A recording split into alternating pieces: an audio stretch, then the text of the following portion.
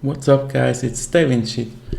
My XXL simulation series has now arrived in 2014. The pure simulation time was around 30 days.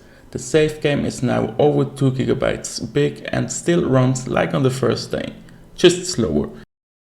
The save is very fascinating, with so many exciting stories, dramas and surprises. The first of 7 parts is about NEWGENS. So don't miss the next parts with subscribing my channel. All important links are also in the description. So how has my files affected a whole generation of NEWGENS?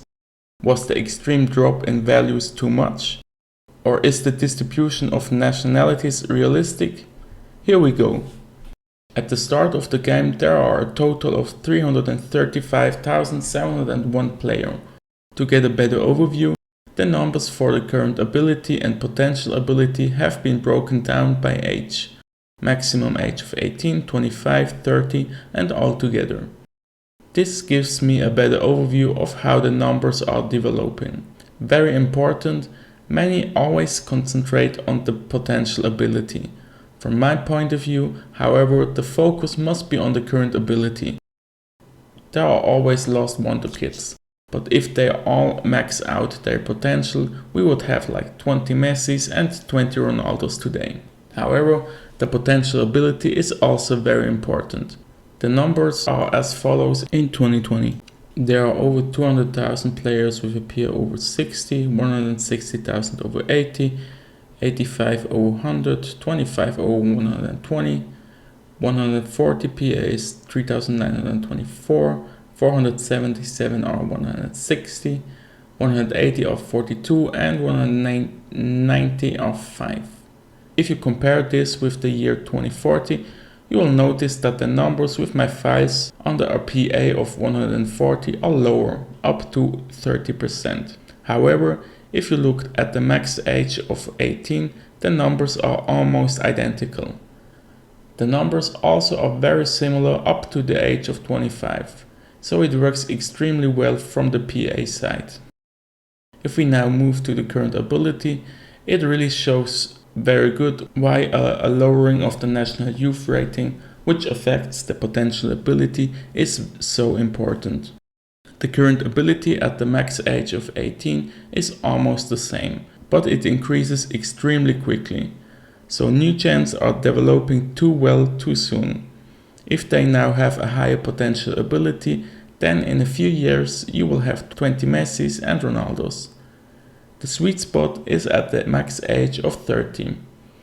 The current ability in 2040 is almost identical to 2020. At 110 it changes. From this point on, the players will be better in 2040, but within a framework that I personally find realistic, as the level in football will probably rise a little. What you can also see is that the numbers for current ability over 60 to a current ability over 100 are much lower. So is this a problem? No. That applies to very small nations in particular. There the game balances the current ability differently when the values were entered by the research. So the conclusion, in terms of the numbers, I am very satisfied. It is a difficult balancing act, as a slight increase in youth rating would result in a higher current ability. So for me, this is the best possible option. But how about the distribution of nationalities? Well, with a current ability over 160, nationalities are well spread. Brazil is a bit unlucky. Surprises are Fayez Falata from Saudi Arabia and Pedro Sanchez from Venezuela. Falata is by far the best player from Saudi Arabia.